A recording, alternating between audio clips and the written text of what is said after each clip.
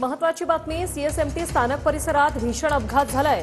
Best बसच्या मागच्या चाकाखाली येऊन पादचाऱ्याचा मृत्यू झालाय।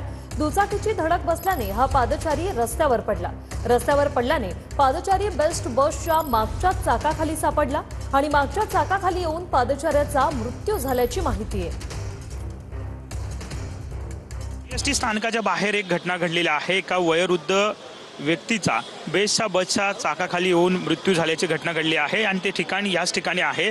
घटना अशी होती की बस समोरून येत होती आणि त्यावेळी हा वयोवृद्ध व्यक्ती जो आहे तो रस्ता क्रॉस करत असताना त्याला बाईकचा जो आहे तो दुचाकीचा धक्का लागला आणि दुचाकीचा धक्का लागल्यानंतर वयोवृद्ध व्यक्ती जो आहे तो बसच्या खालच्या चाकाखाली जो आहे तो मागच्या चाकाखाली आला आणि मागच्या चाकाखाली आल्यामुळे त्याचा जागीच मृत्यू जो आहे तो झालेला आपल्याला पाहायला मिळतो। बस चालक आणि वाहक जे आहेत दोघांनाही पोलिसांनी ताब्यात घेतलेलं आहे आणि सगळी चौकशी जी आहे ते सध्या करतायत। कॅमेरामॅन रोहन पवारचा विनायक डावरुंग, TV9 मराठी, मुंबई।